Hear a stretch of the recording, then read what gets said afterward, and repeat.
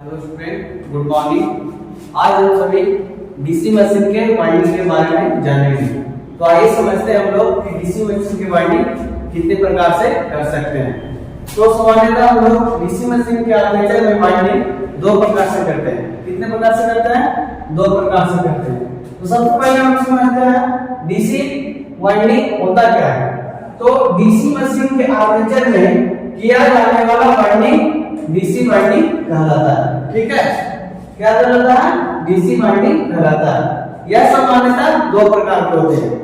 कितने प्रकार के होते हैं? सामान्यतः दो प्रकार के होते हैं।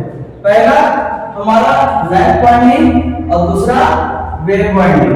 अब लैप वाइंडिंग दिखता कैसा है? जैसा कि आप फिगर में देख रहे होंगे, यह हमारा लैप वाइंडिंग हो गया और दूसरा हमारा वेव वाइंडिंग हो गया। लैप वाइंडिंग में हमेशा जो कंडक्टर होता है वो एक दूसरे से ओवरलैप करता है, एक दूसरे से क्या करता है? ओवरलैप करता है। जबकि वेव वाइंडिंग में जो हमारा कंडक्टर होता है वो ओवरलैप नहीं करता, बल्कि आगे की ओर वेव फॉर्म में बढ़ता जाता है। लैप वाइंडिंग में बैक पिच और फ्रंट पिच होता है। क्या होता है?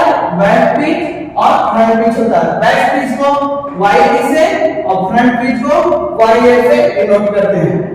बैक पिच को क्या करते हैं? इसी प्रकार बैक पिच और फ्रंट पिच हमारा वेव वाइंडिंग में भी होता है। अब हम लोग रिजल्टेंट पिच के बारे में बात करते हैं। तो रिजल्टेंट पिच को ज्ञात करने के लिए हमेशा YR से डिनोट करते हैं। किससे डिनोट करते हैं?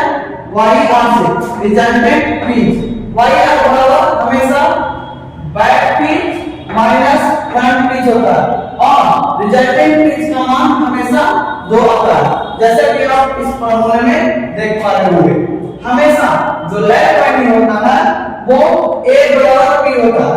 A कहने का तात्पर्य यहाँ पे पैरेलल पथों की संख्या हो गया और P कहने का तात्पर्य पोलों की संख्या होती है। तो ये याद रखना है कि लैप वाइंडिंग में हमेशा A बराबर P होती है। लैप वाइंडिंग करते कहां है? जहां पर हमें लो वोल्टेज तथा हाई करंट की आवश्यकता होती है। यानी लैप वाइंडिंग लो वोल्टेज के लिए और हाई करंट के लिए करते हैं। अब आता है वेव वाइंडिंग में। वेव वाइंडिंग जैसे कि आप देख रहे होंगे, यहाँ पर वेव वाइंडिंग के लिए बैक पिच के लिए YB और फ्रंट पिच के लिए YA। अब रिजल्टेंट पिच को के लिए YR। रिजल्टेंट पिच को ज्ञात करने के लिए इसमें बैक पिच रिजल्टेंट पिच बराबर back pitch plus front pitch. क्या होता है?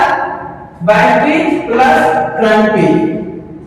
अब एवरेज पिच YA कहने का तात्पर्य है एवरेज पिच। एवरेज पिच निकालने के लिए हमेशा back pitch plus front pitch को 2 से डिवाइड करते हैं। बैक पिच और फ्रंट पिच को जोड़ करके 2 से डिवाइड कर देते हैं, तो ये हमारा एवरेज पिच निकल जाता है।